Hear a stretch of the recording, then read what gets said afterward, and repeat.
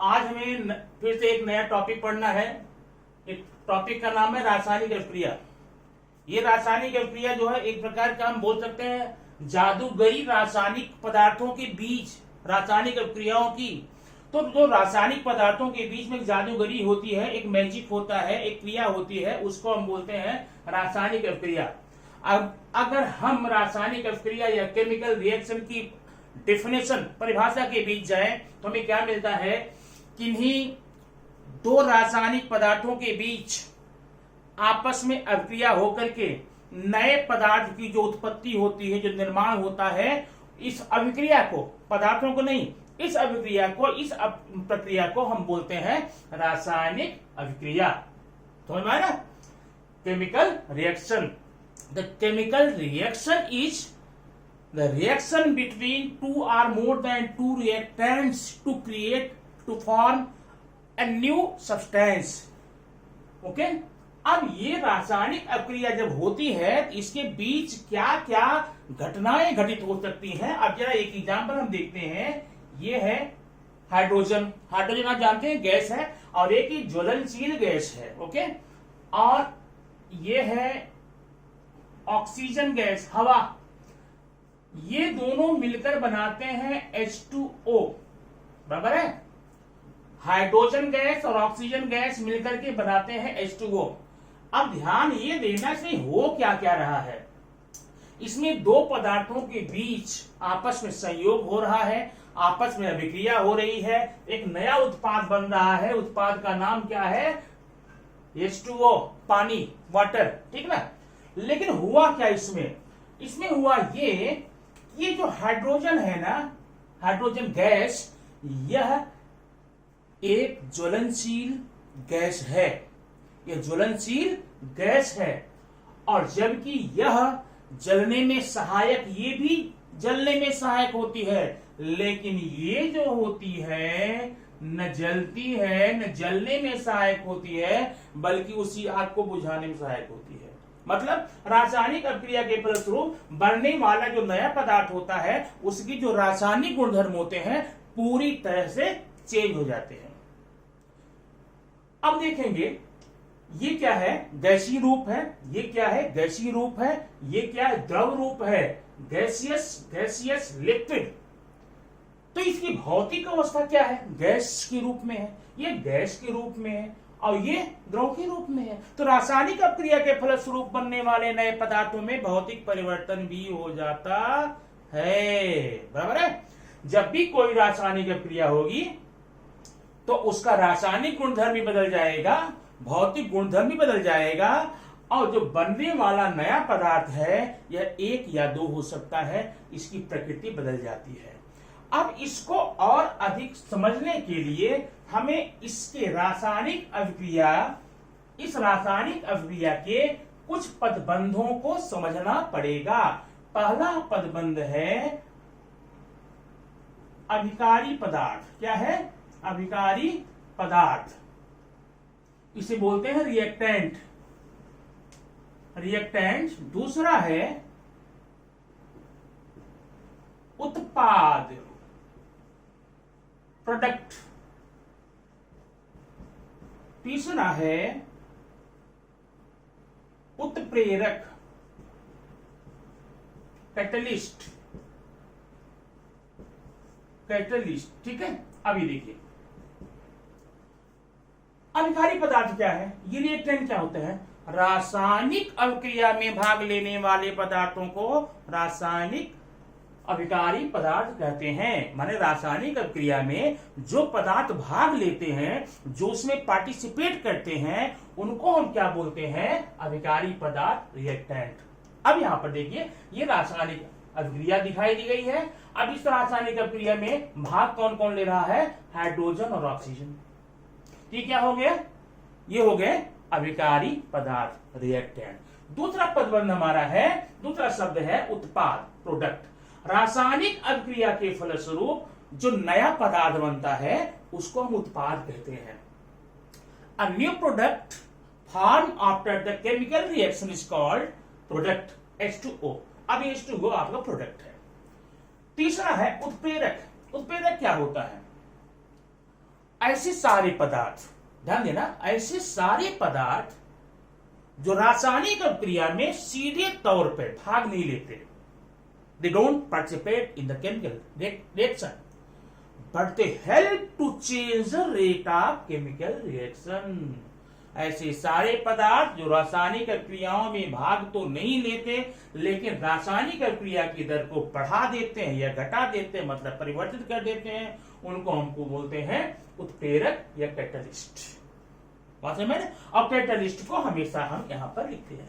अब यहाँ कैटलिस्ट में आपको नहीं दिखा पा रहा हूं, ये देखिए CaCO3, ये यहां पर अगर हीट करेंगे, यहां पर अगर हम ऊष्मा देंगे तो क्या बनेगा जानते हैं? CaO plus CO2। अगर कैल्शियम कार्बोनेट को हम ऊष्मा देते हैं तो कैल्शियम कार्बोनेट का विघटन होता है, वियोजन होता है। तो वियोजन होने के बाद में ये दो पदार्थ बन जाते हैं। तो दो पदार्थ, अब ये हीट जितना ज्यादा बढ़ाते जाएंगे ये प्रक्रिया जो होने की दर है, जो रेट है, उतना तीव्र होती जाएगी। तो हीट यहां पर क्या हो गई? यहां हो गई हीट उत्प्रेरक। ठीक है, अब इसके बाद में ये समझने के लिए तो जो रासायनिक अभिक्रिया हुई यहाँ पे, वो रासायनिक अभिक्रिया एक दिखाने के लिए हम क्या करते हैं? किसी रूप का सहारा लेते हैं। अब रासायनिक समीकरण क्या है? रासायनिक समीकरण, केमिकल इक्वेशन। ये देखिए क्या है? रासायनिक अभिक्रिया को सूत्रों एवं संकेतों के माध्यम से व्यक्त करने को रासायनिक समीकरण कहते हैं। रासायनिक अभिक्रिया, अब रासायनिक अभिक्रिया किसमें हो रही है? हाइड्रोजन है अब प्लस ऑक्सीजन है, ये बन रहा है H2O, पानी बन रहा है। अब मैंने इसको बोल दिया भाई देखो, जब हाइड्रोजन और ऑक्सीजन आपस में क्रिया करते हैं तो पानी का निर्माण होता है। इसको मैंने शब्दों में बोला, ये मैं ऐसे लिख भी सकता हूं, बता भी सकता हूं, लेकिन जब मैं इसको संकेत के द्वारा, अब हाइड्रोजन संकेत H है, ऑक्सीजन का O है, अब पानी का सूत्र H2O है, तो माने इस अभिक्रिया को, जो अभिक्रिया हुई थी, इसको हमने सूत्र एवं संकेत के द्वारा यहां पर दिखाया है, इसलिए क्या हो गया? यह रासायनिक समीकरण हो गया। बात समझ में आई ना? अब रासायनिक समीकरण में इसका अगर हम देखें तो ये अपनी प्रकृति के अनुसार दो प्रकार का है। पहला है संतुलित समीकरण, बैलेंस्ड इक्वेशन, और दूसरा है असंतुलित समीकरण, इम्बैलेंस्ड इक्वेशन। ये संतुलित और असंतुलित क्या होते हैं? ऐसे सारे रासायनिक समीकरण, अब संतुलित देखिए, ऐसे सारे रासायनिक समीकरण जिसके दोनों पक्षों में, पक्ष मतलब यहां पर एक एरो साइन है, ये लेफ्ट साइड है, ये राइट साइड है, ऐसे सारे रासायनिक समीकरण जिसके दोनों पक्षों में परमाणुओं की संख्या समान होती है या परमाणु द्रव्यमानों की संख्या समान होती है, उसको हम कहते हैं संतुलित समीकरण, balanced equation. The equation in which the atomic mass in the both sides of equation are equal, they are called balanced equation। बराबर है? अब अगर हम असंतुलित आपको बताना चाहें, ये आप कैसे करेंगे? बस सिंपल सा है, ऐसे सारे समीकरण जिसके दोनों पक्षों में परमाणु द्रव्यमान की जो मात्रा है, ये परमाणु की जो संख्या है, वो इक्वल ना हो, समान ना हो, बराबर ना हो, उसे हम असंतुलित कहते हैं। अब समझना है, आसान होगा इसके द्वारा। अब आप यहाँ देखिए, यहाँ पर हाइड्रोजन कितने परमाणु हैं? 2। यहाँ ऑक्सीजन यहाँ पर कितने हैं? 2। मतलब इनके दोनों साइड में हाइड्रोजन बैलेंस्ड हैं, हाइड्रोजन संतुलित हैं। लेकिन अगर ऑक्सीजन की देखें तो यहाँ पर 2 है और यहाँ पर 1 है। इसका मतलब ऑक्सीजन परमाणुओं की संख्या दोनों तरफ असमान है, अनइक्वल है। मतलब ये जो इक्वेशन है ना, वह असंतुलित समीकरण है। अगर इसको हम इसके लिखें, 2H2O H2 plus O2 equal to H2O। अब देखिए यहां पर हमको O को 2 बनाना है। ओ को या इसके बराबर करना। लेकिन ध्यान ये रखना, हम यहां पर इसके राइट हैंड साइड में कोई भी अंक लिख करके इसमें नहीं हम डाल सकते, नहीं तो क्या होता है, इसका जो स्ट्रक्चर होता है वो चेंज होता है, रॉन्ग हो जाएगा। तो जो भी इसका परिवर्तन करना होगा यहां बदलेंगे। अब यहां हमने 2 कर दिया, 2 करने से ऑक्सीजन 2 हो गया, बराबर हो गया, लेकिन हाइड्रोजन जो है वो कितना हो गया, 4 हो गया। हो गया बढ़ना, जो हाइड्रोजन पहले संतुलित था वह भी क्या हो गया, असंतुलित हो गया। तो उसको संतुलित करो, यहाँ 2 4 है, यहाँ 4 का -2 कर दो, ये हो गया आपका, बराबर है। तो ये हो गया संतुलित और असंतुलित समीकरण। ठीक, अब आगे हम आपको बताएंगे इसमें रासायनिक अभिक्रिया के प्रकार, रासायनिक अभिक्रिया के प्रकार, टाइप्स ऑफ केमिकल रिएक्शन, रासायनिक अभिक्रियाओं के प्रकार। ठीक, the types of chemical reactions. Number 1 है संयोग अभिक्रिया, संयोग अभिक्रिया। ध्यान दीजिएगा, यहां पर इसको बोलते हैं कॉम्बिनेशन रिएक्शन, कॉम्बिनेशन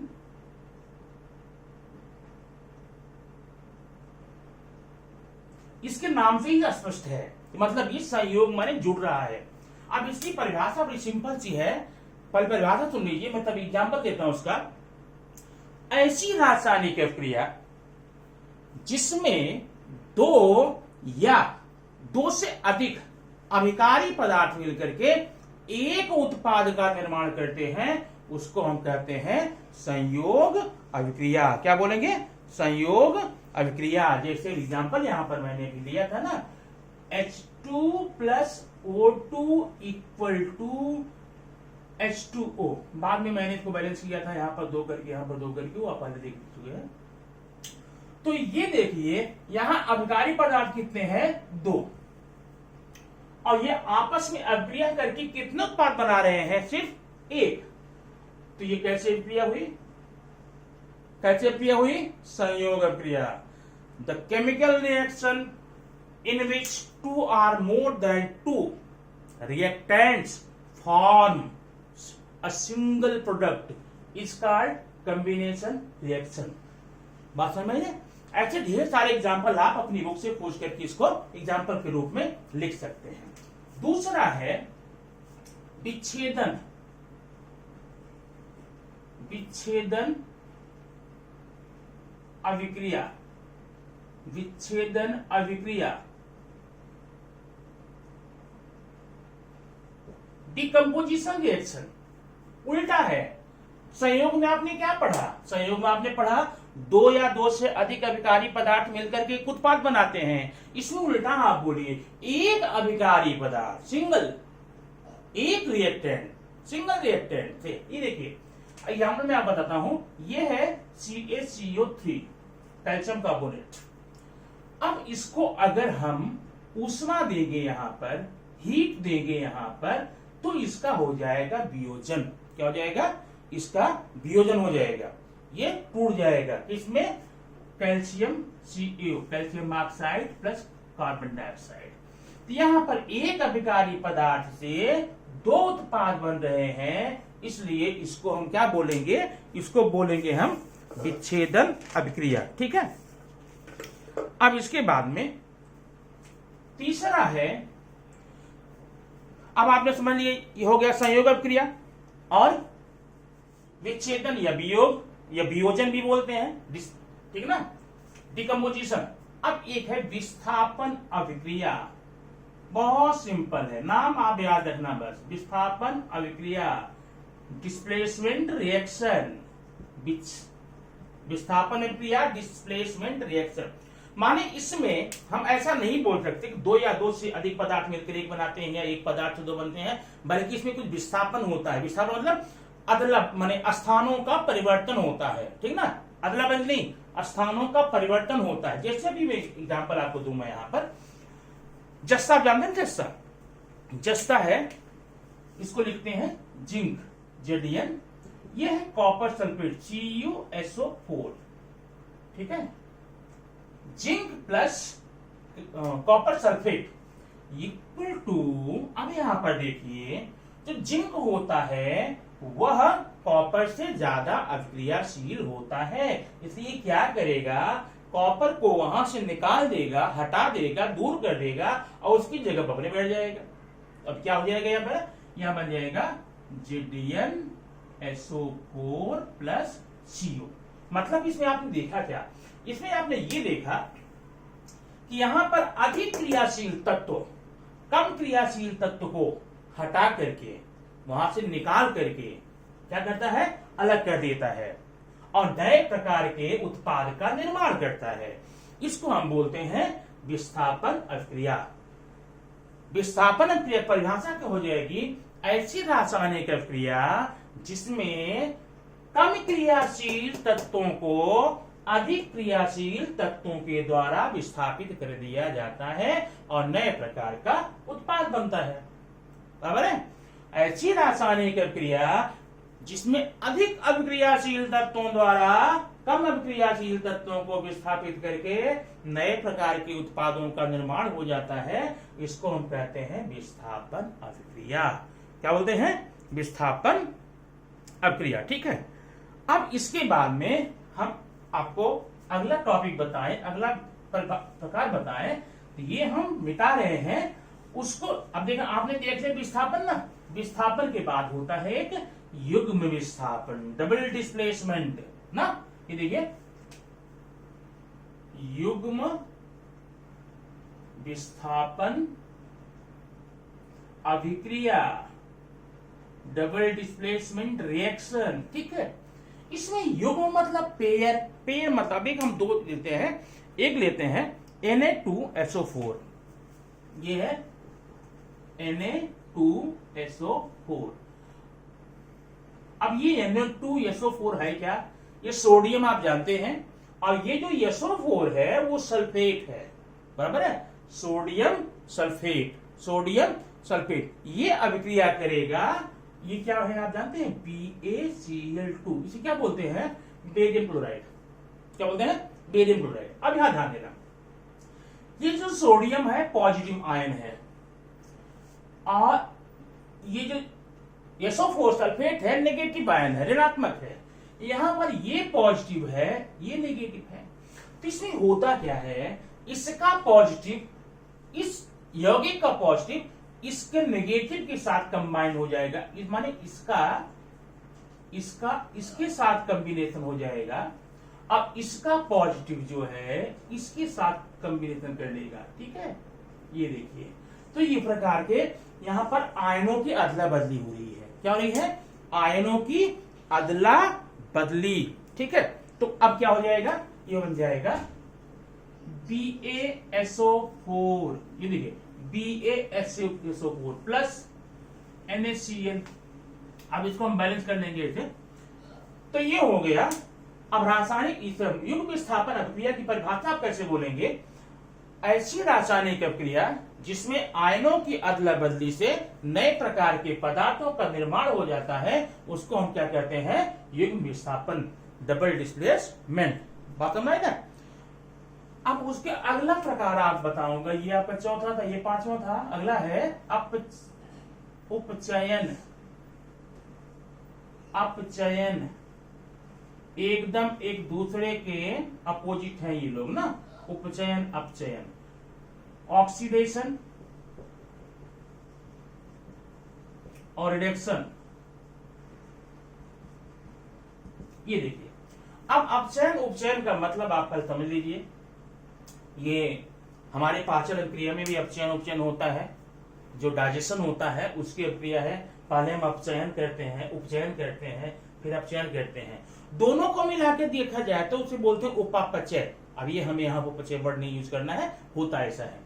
अपचयन क्या होता है, ऐसी रासायनिक प्रक्रिया, याद रखना, ऐसी रासायनिक प्रक्रिया जिसमें हाइड्रोजन जिसमें ऑक्सीजन जुड़ती है, ऑक्सीजन जुड़ती है, या और नहीं, या हाइड्रोजन अलग होती है। ऐसी रासायनिक अभिक्रियाओं को हम क्या बोलते हैं? अपचयन अभिक्रिया। एग्जाम्पल बड़ी जानी पहचानी है, C+O2 इक्वल टू CO2। अब इसे बोलते हैं कार्बन का दहन। क्या बोलते हैं? कार्बन का दहन। तो जब यहाँ पर कार्बन है, ऑक्सीजन जलाया जाता है, तो ऑक्सीजन यहाँ जुड़ रही है। क्या हो रही है? जुड़ रही है। और जुड़ने से आप क्या बोलेंगे कि यहाँ पर अपचयन मतलब ऑक्सीडेशन रिएक्शन है। ऐसी रासायनिक प्रक्रिया जिसमें या तो ऑक्सीजन जुड़ेगी या तो हाइड्रोजन मुक्त होगी, रिलीज होगी, उसको हम क्या बोल देते हैं? अपचयन अभिक्रिया। ठीक है। अब अगर मैं आपसे पूछूं भाई ये बता उपचयन रिडक्शन की परिभाषा क्या है? उल्टा बोलो। किसका? अपचयन का। क्या उल्टा बोलोगे? इसमें ऑक्सीजन जुड़ी थी ना, इसमें निकलेगी। इसमें हाइड्रोजन मुक्त हुई थी, इसमें जुड़ेगी ना। एग्जाम्पल देखिए, ये है CuO प्लस H2। ध्यान देना, CuO कॉपर ऑक्साइड है और ये हाइड्रोजन गैस है। ये जब आपस में क्रिया होगी तो जानते क्या होगा? Cu एक तत्व तो अलग बनेगा प्लस H2O बनेगा। अब यहां पर समझिए, यहां पर कॉपर ऑक्साइड से ऑक्सीजन निकल गई। इसका मतलब आप बोलेंगे कि कॉपर ऑक्साइड का यहां पर क्या हुआ? रिडक्शन हुआ, अपचयन हुआ। ठीक है, कॉपर ऑक्साइड का अपचयन हुआ ना? हुआ ना? ठीक है। छठवां देखेंगे रेडॉक्स। रेडॉक्स क्या है? बहुत मस्त है परिभाषा इसकी। जहां पर ये दोनों हो जाए, ऐसी रासायनिक अभिक्रिया, याद कर लो, ऐसी रासायनिक अभिक्रिया जिसमें अपचयन और उपचयन, ऑक्सीडेशन रिडक्शन दोनों साथ साथ होते हैं, दोनों साथ साथ होते हैं, उसको हम क्या बोलते हैं? रेडॉक्स। क्या बोलते हैं? रेडॉक्स अभिक्रिया। बराबर है। तो रेडॉक्स अभिक्रिया में अब ये देख लीजिए, यहां पर ऑक्सीजन के साथ में ये हाइड्रोजन जुड़ी है, यहां पर हाइड्रोजन जुड़ी है। बराबर है। हाइड्रोजन साथ ऑक्सीजन जुड़ी है, मतलब हाइड्रोजन का यहां पर क्या हो रहा है? अपचयन हो रहा है, रिएक्शन हो रहा है। ठीक ना? और यहां पर उपचयन हो रहा, यहां पर अपचयन हो रहा। देखिए ये अपचयन हुआ ना, ये अपचयन हुआ। इसमें आप देखिए, अब आप भी बताइए, यहां पर हाइड्रोजन के साथ ऑक्सीजन जुड़ रही है ना, उपचयन हो गया। मतलब इस अभिक्रिया में अपचयन उपचयन दोनों अभिक्रियाएं साथ साथ हो रही हैं, इसलिए इसको हमने नाम दे दिया है। क्या नाम दे दिया है? क्या नाम दिया है? रेडॉक्स। याद रखना, ऐसी रासायनिक अभिक्रिया जिसमें ऑक्सीडेशन और रिडक्शन दोनों साथ साथ होते हैं, उनको हम कहते हैं रेडॉक्स अभिक्रिया। क्या बोलते हैं? रेडॉक्स अभिक्रिया। अब आगे हम देखेंगे और थोड़ा सा प्रकार है। याद है ना, ये जो प्रकार इसके परिभाषाएं आपको याद करनी ना, बहुत सिंपल है, क्योंकि नाम के आधार पर। अगला नाम क्या जानते हो? एक नाम और हम लेंगे ऊष्मा के आधार पर। एक होता है ऊष्माग्राही अभिक्रिया। अब इसका थोड़ा हिंदी में और नाम है, ऊष्माग्राही है, ऊष्माअवशोषी है। ठीक ना? तो ये ऊष्माग्राही क्या होती है? Endothermic reaction. ऐसी रासायनिक अभिक्रिया जिसको होने के लिए ऊष्मा की आवश्यकता होती है, ऊष्मा ग्रहण की जाती है, माने बिना ऊष्मा की यह क्रिया नहीं होती है। ठीक ना? तो ऐसी रासायनिक अभिक्रियाओं को हम बोलते हैं ऊष्माग्राही। एग्जाम्पल देखिए, यहां पर ये है CaCO3, ये हमने इसको दिया हीट, बनेगा calcium oxide plus carbon dioxide. तो यहां पर इस अभिक्रिया को होने के लिए हमें बाहर से ऊष्मा देना पड़ता है। ठीक ना? बाहर से ऊष्मा हमको प्रदान करना पड़ता है, इसलिए हम क्या बोलते हैं? इसको ऊष्माग्राही अभिक्रिया। परिभाषा याद कर लीजिए, ऐसी रासायनिक अभिक्रिया जिसमें ऊष्मा ग्रहण की जाती है, the chemical reaction in which the heat is absorbed is called endothermic reaction. ठीक है? इसका उल्टा एक मैं बता दूं, बी है ये ऊष्माग्राही था, ऊष्मा अवशोषी था। दूसरा है ऊष्मा उन्मोची अभिक्रिया, एक्सोथर्मिक रिएक्शन। उल्टा बोल देना इसमें, ऐसी सारी रासायनिक अभिक्रियाएं हैं जिसमें अभिक्रिया होने के फलस्वरूप ऊष्मा मुक्त होती है। क्या होती है? ऊष्मा मुक्त होती है, उसको हम क्या बोलते हैं? ऊष्मा उन्मोची अभिक्रिया, exothermic reaction. All the reaction in which heat are released after the reaction, it is called ऊष्मा उन्मोची अभिक्रिया या एक्सोथर्मिक रिएक्शन। अब अगला हम देखेंगे ये जो अभिक्रियाएं हुई हमारे यहाँ, जितनी भी रासायनिक अभिक्रिया हुई है, तो इसमें रासायनिक जो ऑक्सीकरण, ऑक्सीकरण आपने पढ़ा ना, जो ऑक्सीकरण है इसका प्रभाव क्या है हमारे लाइफ में, हमारे जीवन में, या ऑक्सीकरण का प्रभाव क्या है, उससे संबंधित चीजें हम यहाँ पर देखेंगे। पहला है क्षरण, कोरोजन। ये क्या है? जब अभिक्रियाशील धातु में नमी अथवा एसिड के संपर्क में आती है तो उन पर लाल भूरे रंग के, कत्थई रंग के चकत्ते पड़ जाते हैं। उन चकत्तों को बोलते हैं जंग, ठीक ना। और जंग पड़ जाने के पश्चात उनका मौलिक ह्रास होता है, उनमें से क्षरण होने लगता है, छीजन होने लगता है, वो कट कट करके गिरने लगते हैं। इस अभिक्रिया को बोलते हैं क्षरण। लेकिन ध्यान रखना, ये जो क्षरण है सिर्फ अधिक अभिक्रियाशील यौगिकों में ही या तत्वों में ही होता है, जैसे लोहे में जंग लगना, ठीक ना। लोहे में जंग लगना, अगर अब मैं इसी आधार पर बोलूं आपसे, क्या सोने पे जंग लगता है? नहीं लगता ना। क्यों नहीं लगता?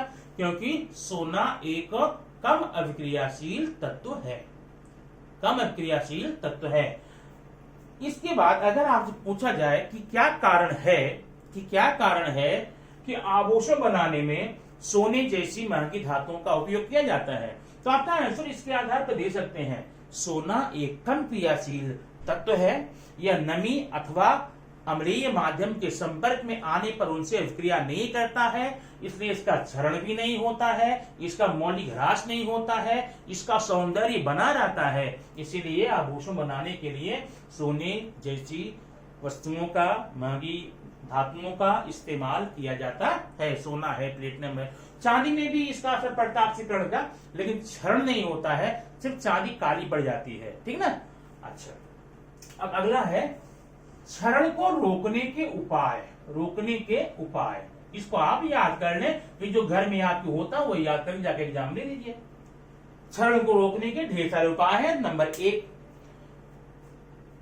क्षरण होने वाली धातुओं पर क्षरण रोधी या जंग रोधी चीजों का पॉलिश करना, इस्तेमाल करना, जैसे ग्रीस का लेपन करना, नहीं ऑयलिंग करना, पेंट लगाना, इन सब से क्षरण जो है वो रुक जाता है। या उनके ऊपर कलई करना, पॉलिश करना ना, उन पे नई धातुओं की परत चढ़ाना। जैसे आप देखे होंगे कुछ लोहे की धातुएं जो होती हैं उन पर निकल की परत चढ़ाई जाती है। निकल की परत क्या चमकदार होती है, सुंदर होती है, और प्लस वह कम अभिक्रियाशील होने के कारण वह हवा नमी से अभिक्रिया नहीं करती है, क्षरण नहीं होता, क्षरण को रोकने का काम होता है।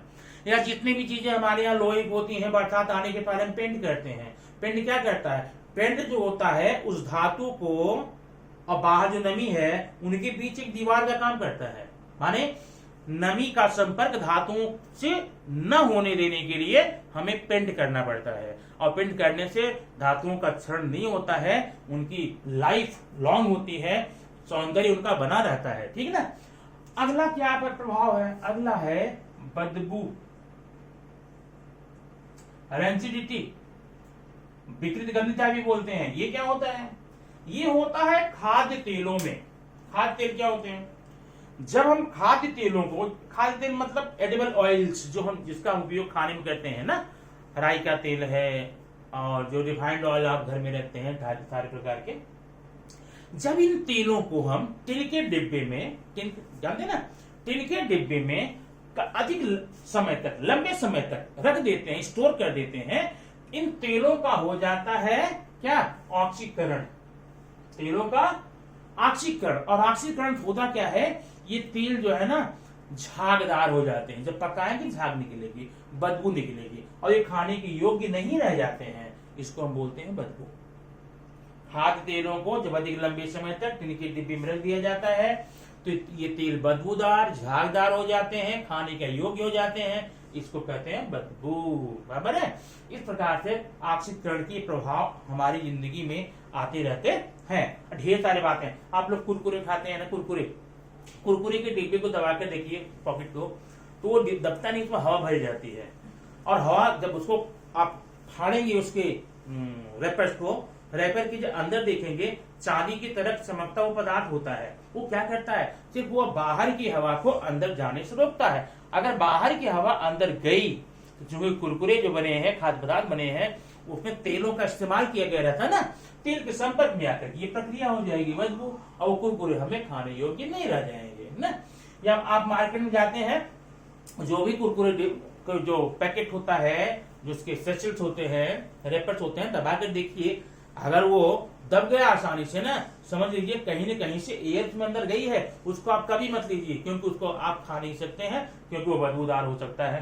क्यों? क्योंकि उसका ऑक्सीकरण हो चुका है। ठीक।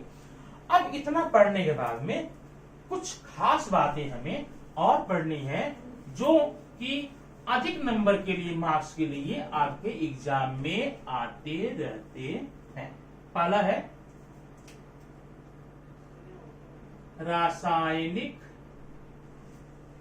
समीकरण का लेखन। It means how to write the chemical equation, how to write the chemical equation, chemical equation को हम कैसे लिखें। अब इसके लिए हम एक एग्जांपल लेते हैं।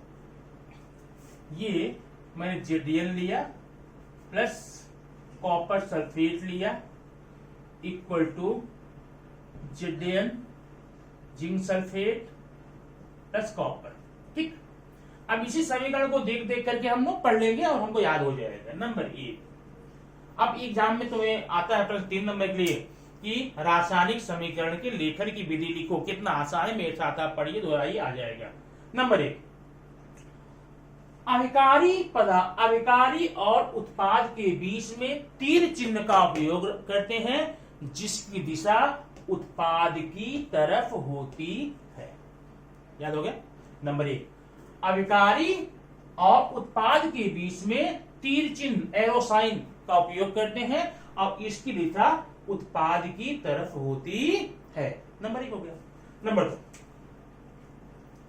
देख देख करना, याद नहीं करना, रटना नहीं है।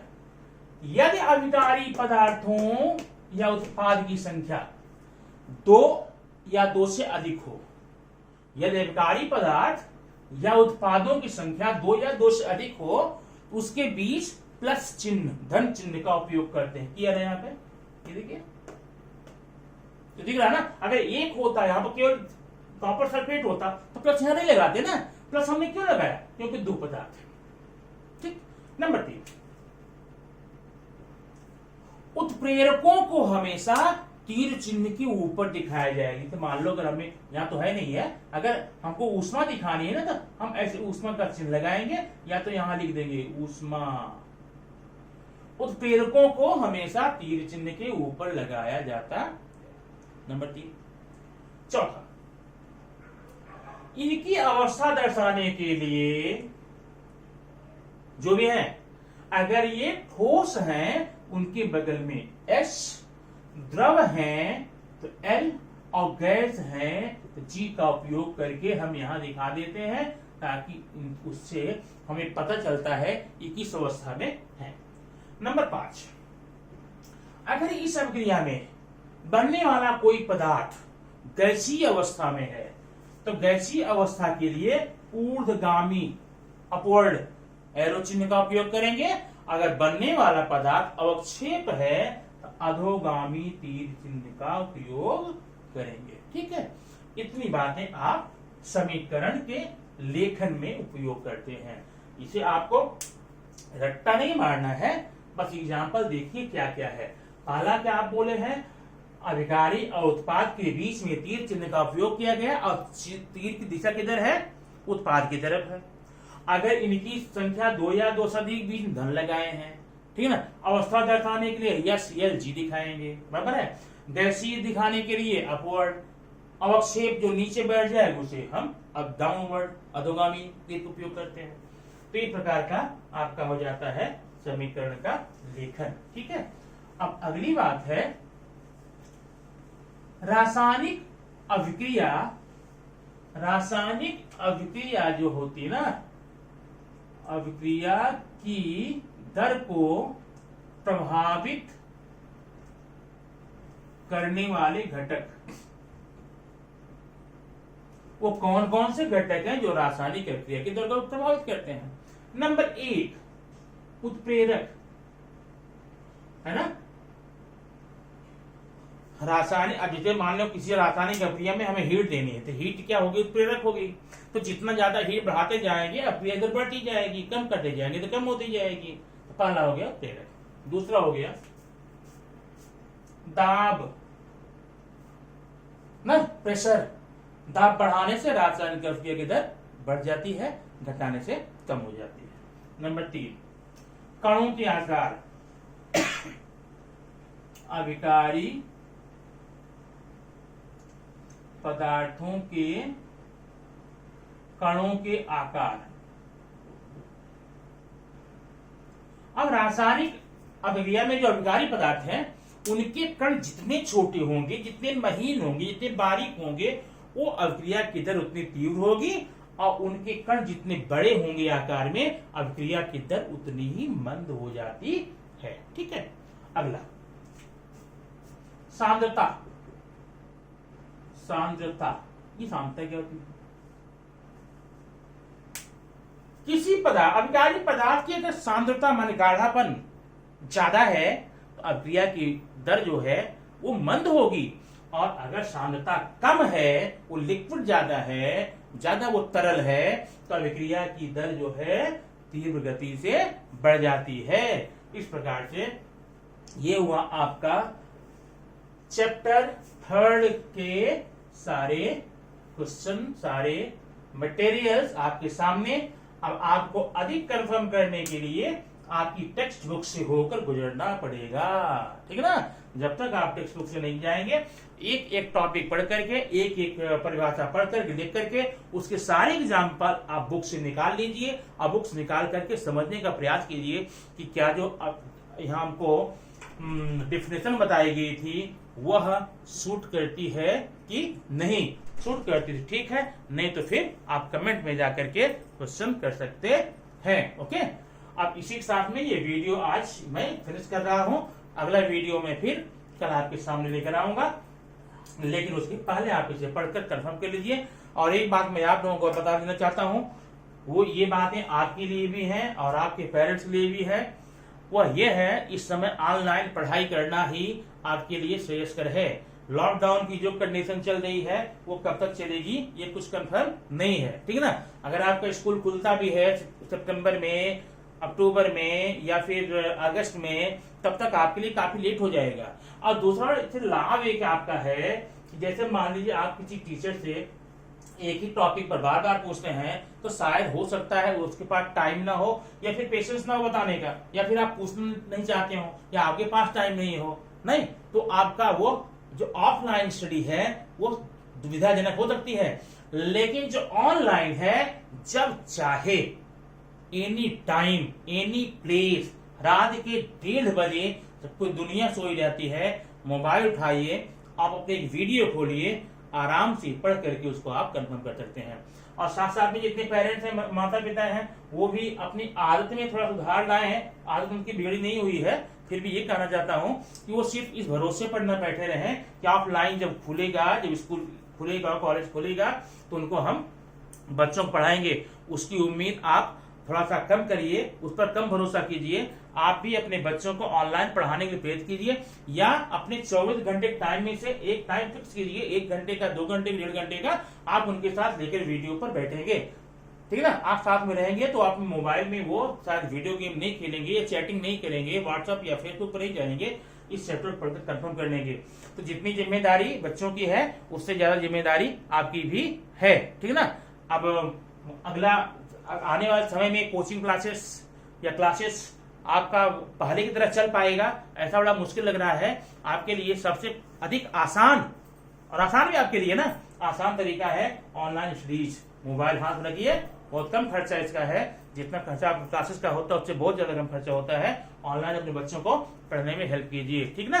इसी उम्मीद साथ में कि आप ऐसा करेंगे। इस वीडियो में मैं विराम देता हूं और कल फिर एक नए वीडियो के साथ आपको मिलूंगा। Okay, thank you.